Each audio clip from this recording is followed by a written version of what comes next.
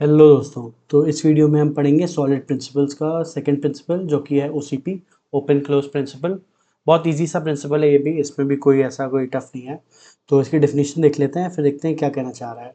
तो इसकी डेफिनेशन है software entities such as classes, modules, function should be open for extension but close for modification. तो ये क्या कहना चाहता है कि अगर हम कोई न्यू फीचर ऐड कर रहे हैं तो जो एग्जिस्टिंग कोड है उसमें हमें मॉडिफिकेशन ना करना पड़े, हमें न्यू क्लास या न्यू फंक्शन ऐड करना पड़े। तो इसको एग्जांपल से देख लेते हैं कि इसको कैसे समझेंगे। जैसे ये एग्जांपल है, एक डिस्काउंट क्लास है, वो अपने कस्टमर्स को डिस्काउंट दे रहा है उसके टाइप पे, बेस्ड टाइप पे। जैसे एक रेगुलर कस्टमर है, एक वीआईपी कस्टमर है, एक प्रीमियम कस्टमर है। रेगुलर को 10% दे रहा है, वीआईपी को 20 दे रहा है, प्रीमियम को 30 दे रहा है। तो ये सब एक ही उसमें काम कर रहा है, एक ही फंक्शन में काम कर रहा है, एक ही क्लास में काम कर रहा है। तो अब जैसे एक न्यू कैटेगरी आई सुपर प्रीमियम, उसको ऐड करना है हमें, और वो है कि 5 ईयर्स तक कस्टमर है तो सुपर प्रीमियम में 40% डिस्काउंट मिलना है उसको। तो आपको एक एल्स कंडीशन लगानी पड़ेगी कि कस्टमर टाइप अगर प्रीमियम है, सुपर प्रीमियम है, तो उसको 40% डिस्काउंट दो। तो हमने करा क्या, हमने एग्जिस्टिंग कोड में मॉडिफिकेशन करा ना, एग्जिस्टिंग कोड में ही हमने मॉडिफिकेशन करा, और ये हमें नहीं करना है, ये ओसीपी के सख्त खिलाफ है। तो इसको सॉल्व कैसे करेंगे, तो इसके लिए हमने अलग अलग क्लासेस बना लिए। सबसे पहले हमने एक डिस्काउंट क्लास बनाया, एब्स्ट्रैक्ट क्लास। तो उसका एक एब्स्ट्रैक्ट मेथड बनाया कैलकुलेट डिस्काउंट, इसको ही हम हर जगह यूज़ करेंगे, ओवरराइड करेंगे पॉलीमॉर्फिज्म के थ्रू। तो नीचे जैसे आप देख रहे हो, हर कैटेगरी के अलग अलग क्लासेस बना दिए। रेगुलर डिस्काउंट का एक क्लास, वीआईपी डिस्काउंट का एक क्लास, और प्रीमियम डिस्काउंट का एक क्लास। ठीक है। तो अब हमें अगर एक और कैटेगरी ऐड करनी थी, सुपर प्रीमियम जो हम बात कर रहे थे, तो हमें क्या करना पड़ेगा, हमें सिर्फ एक न्यू कैटेगरी, न्यू क्लास बना देना है, ऐसे ही सुपर वीआईपी डिस्काउंट, उसको 40% दे देना है। तो हमने पुराने कोड में तो कुछ चेंज नहीं करा, ये देखो पुराना कोड एज इट इज़ है। न्यू कोड हमने सिर्फ ऐड करा, तो पुराना कोड जो बग फ्री कोड था, टेस्टिंग में बहुत ईजी हो जाएगा, उसमें कुछ करना ही नहीं पड़ेगा, वो पहले से बग फ्री कोड है। जो न्यू कोड ऐड किया है सिर्फ उसको हमें टेस्ट करना पड़ेगा। तो इसका एग्जांपल देख लो। तो नीचे हमने एक गेट डिस्काउंट क्लास का फंक्शन बना दिया है। उसमें कस्टमर टाइप जो हम यहाँ से सेंड करेंगे वो चेक करेगा और उस हिसाब से डिस्काउंट ले लेगा। तो ये बन गया आपका ओसीपी को फॉलो कर रहा है।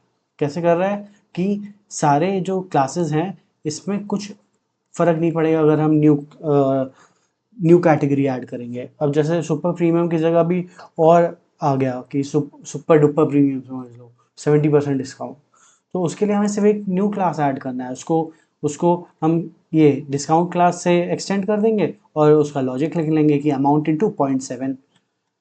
तो ओसीपी बस यही कहता है कि you should be able to add new functionality to the system by adding new code rather than modifying existing code. So existing code को आपको मॉडिफाई नहीं करना है, नया कोड ऐड करना है, ताकि बग फ्री कोड रहे और टेस्टिंग के लिए ईजी हो जाए। तो इसके बेनिफिट्स क्या क्या है, सबसे बढ़िया मेंटेनेबिलिटी, ईजियर टू मेंटेन हो जाता है ये।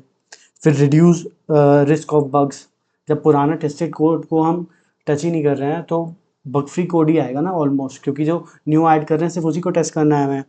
फिर आ जाता है इसकी स्टेबिलिटी। स्टेबिलिटी का भी रीज़न वही है, पुराना कोड हम चेंज नहीं कर रहे हैं और नए फीचर्स ऐड कर रहे हैं, तो प्रोडक्ट हमारा स्टेबल रहेगा, टेस्टिंग ईजी हो जाती है।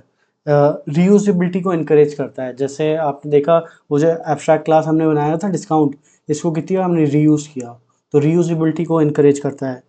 क्लीन कोड हो जाता है बहुत, कितना क्लीन कोड है, कहीं भी आपको चेंजेस करने हैं, आपको पता है कि रेगुलर डिस्काउंट में चेंज करना है तो यहाँ कर दो, वीआईपी में करना है तो यहाँ कर दो। और यही ऊपर ऊपर आप कोड देखो कितने गंदे तरीके से लिखा हुआ है। आपको ऐड करना है, एक और इफ एल्स कंडीशन ऐड करनी पड़ेगी, फिर आपको ढूंढना पड़ेगा रेगुलर टाइप कहाँ है, फिर अंदर लॉजिक चेंज करना पड़ेगा। तो ओसीपी ये सब चीज़ों को बहुत अच्छे से हैंडल करता है। अगर ओसीपी हम फॉलो करेंगे तो हमारा कोड बहुत क्लीन रहेगा।